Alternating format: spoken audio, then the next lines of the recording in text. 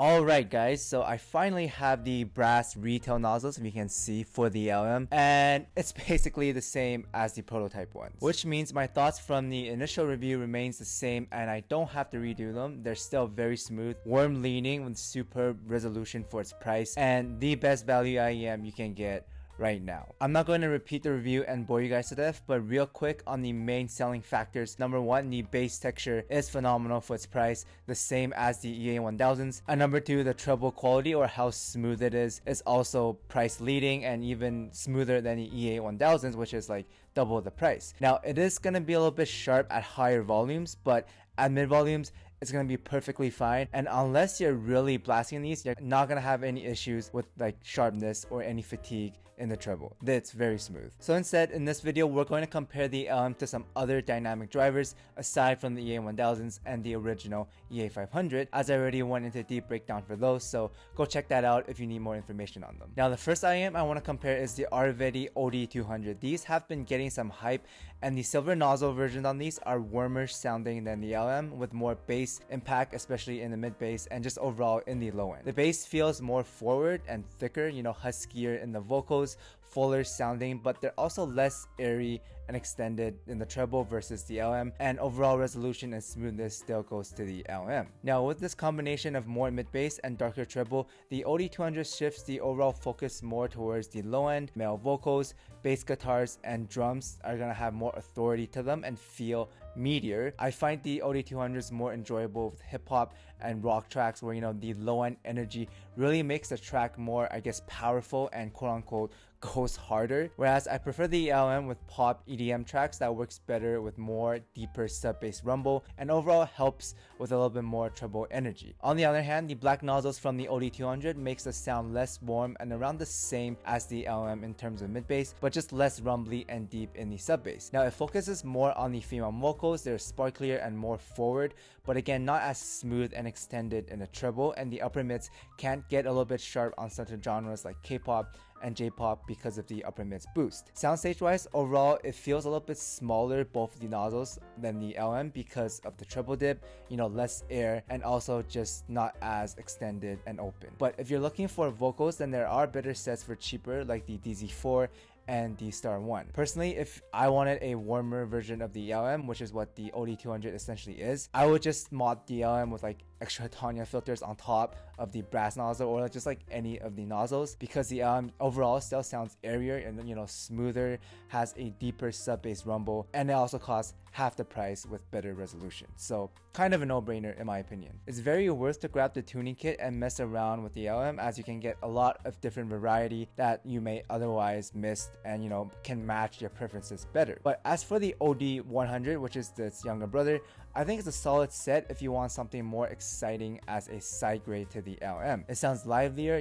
more exciting in the treble, sparklier. The OD100 has just enough mid bass to not make everything sound overly bright and shrill. Vocals have that sparkle and like light extension without sounding jarring because of the decreased 1.5K, resulting in the voices being more laid back, further away, and allowing more focus in the air and treble region, like cymbal crashes for example. I found the OD100s to be very enjoyable on indie and slower tracks that allows the vocals and the treble to bring more life into the music with that extra little bit of energy and sparkle. Now obviously the OD100 is not a high volume set, it is a little bit boosted in the treble and the upper mids. Again, neutral bright leaning. It does get sharp with energetic genres like K-pop, pop, but it is a well-tuned bright signature. Although resolution wise, the LM will still take the cake. Now as for the Tipsy Star One, it's a cleaner version of the LM with a focus on the vocals, where the female artists sound more open, extended, I guess a little bit sparklier and less husky and less heavy. The vocals are more noticeable on the Star Ones. They stand out more on busier tracks, more emphasis in the female vocals. However, the bass texture isn't as good. It's lighter, not as impactful, heavy, and well textured as the LM, as well as the treble is also not as airy and resolving than the LM, more neutral and clean. But in terms of overall dynamics, the Star One is fairly smooth, not as smooth as the LM, but one of the better, smoother sets under $100. It doesn't get sharp unless you really blast them up, and the small peaks in the upper mids also help bring out some dynamic contrast that adds that extra little sweetness and sparkle to the vocals. Like the OD100, the Star One is also a nice side grade, you know, if you want a cleaner and more vocal emphasis over the LM. Now for you bass heads out there, the LM has great bass texture, but it is not a bass headset stock wise. The low end isn't as forward, and there's just not enough mid bass or just like volume in terms of the low end to act as a bass headset. You won't be getting that face slamming immersion versus something like the JD7, the T5S, or the Legato, which gives you that extra meat and impact. But you can mod the LM again, you know, using extra filters on top. If you wanted to mess around, you can just change the overall sound with enough Tanyao filters, but no guarantees on the resolution if you decide to mod them. There's also the EA500s, which is a bright leaning set, very bright in the gain, piercing on many songs. I wouldn't buy them at full price, but if you find a nice deal or already have these, you can try the double filter mod to tame the upper mids.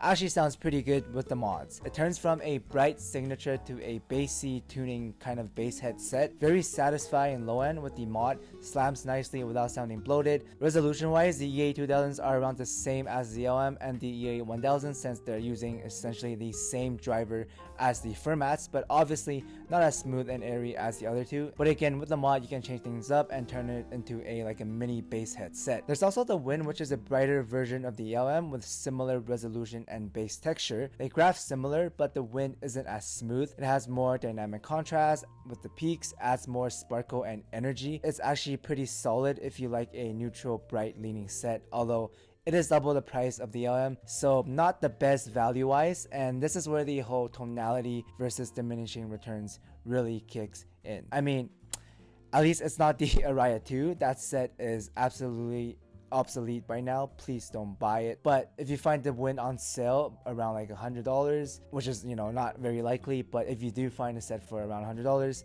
I would grab it. It's a good side grade. And as for the Olina SE, I already went into this in my other review, but basically the LM is a slight upgrade all around in terms of resolution, bass texture, and overall smoothness in the treble. If you already have the SE, you can upgrade to the LM. The difference isn't like huge, but the difference is there. But if you're coming from scratch, then the obvious pick would be the LM, since it's just a better version of the Olina SE. Now as for the EM6L, I know this isn't strictly a dynamic driver set only since it's a hybrid, but a lot of you guys have been asking for this, and they're both very similar. Both are warm, similar, you know, bright leaning sound, but the EM6L is going to have more energy in the upper mids. The bass texture is going to be better on the LM, but overall resolution wise, they're around the same, I would say. And for gaming, they both work.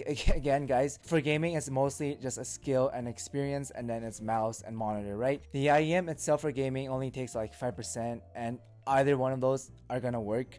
So just choose the one that, you know, that fits more comfortable, or you like, if you already have the EM6L, you don't necessarily need to get the LM just for gaming. I guess the imaging is slightly sharper on the EM6L, but the difference isn't huge.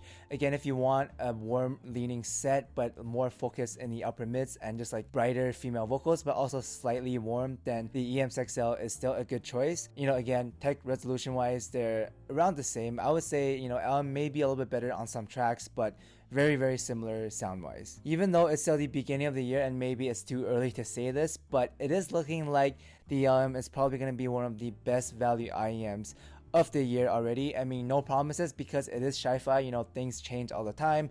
New product comes out and older products gets replaced, but as for now, the LM is definitely the best value IEM you can get. Anyways, I hope this comparison was helpful. Thanks for watching, guys, and I'll see everyone in the next one.